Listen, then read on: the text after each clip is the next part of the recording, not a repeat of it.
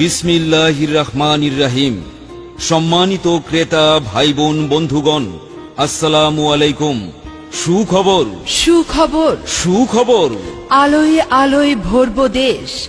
আপনার জীবন ও রাতের আধারকে আলোকিত করতে মা বাবার দোয়া ইলেকট্রনিক্স ও Miyaji telecom and mobile servicing সেন্টারের পক্ষ থেকে 32 ওয়াট একটি এনার্জি লাইট পাচ্ছেন মাত্র 80 টাকায়।